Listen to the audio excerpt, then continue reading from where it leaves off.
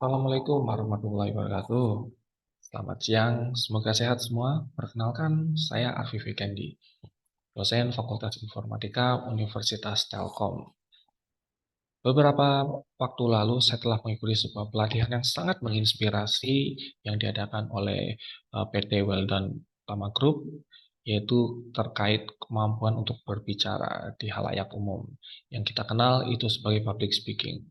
Pelatihan public speaking ini saya dimentori langsung oleh Bapak Niko dan juga Bapak Iqbal.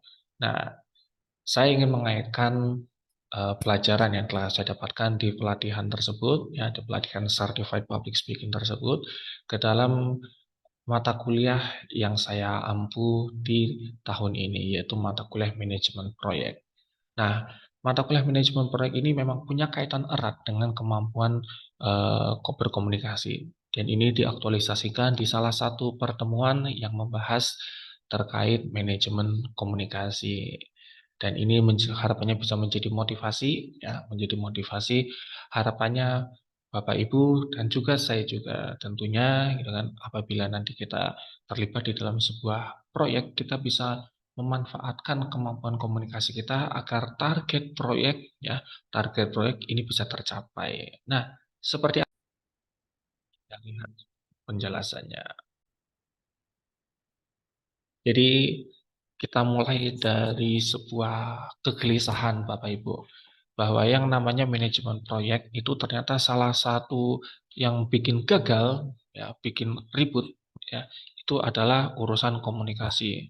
Kenapa seperti itu? Ya, karena yang namanya proyek itu melibatkan sejumlah orang.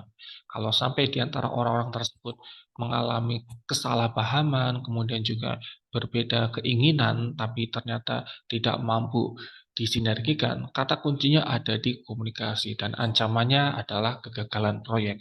Mungkin proyeknya kekurangan anggaran, atau mungkin juga proyeknya tidak tepat waktu, atau mungkin tidak sesuai dengan rencana awal. Tadinya targetnya ada sebuah software ada 5 modul, ternyata hanya kesampaian 3 modul. Gara-gara apa? Gara-gara komunikasinya kurang, gitu. Makanya ada sebuah ujar-ujar, salah satu keberhasilan di dalam proyek itu adalah koordinasi. Core-nya ada di nasi, alias perlu makan-makan, dan dari makan-makan tersebut bisa terbangun komunikasi yang lebih sinergi. Nah, Bapak Ibu, di bidang IT yang saya geluti, salah satu tantangan dalam berkomunikasi adalah sebagian orang di dalam bisnis IT itu memang orang bisnis yang ngerti caranya berkomunikasi dengan orang lain.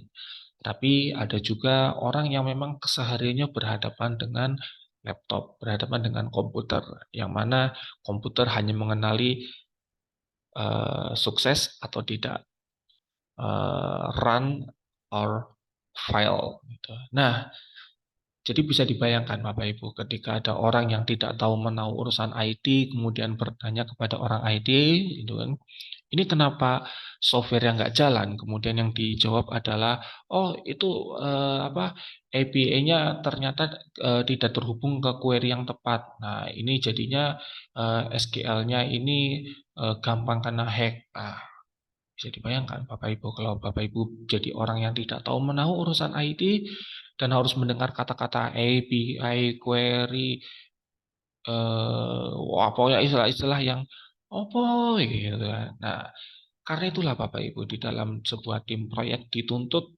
kemampuan berkomunikasi yang baik.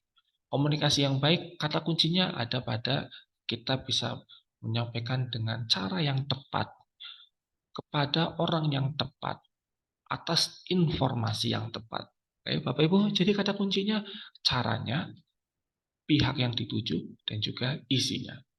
Nah, manajer proyek. Jadi manajer proyek ini bisa dikatakan sebagai kapten, ya, kapten di lapangan yang bertugas untuk mengatur, memastikan semua berjalan dengan baik. Nah, Bapak Ibu, yang namanya manajer proyek itu 90% waktunya dihabiskan untuk komunikasi.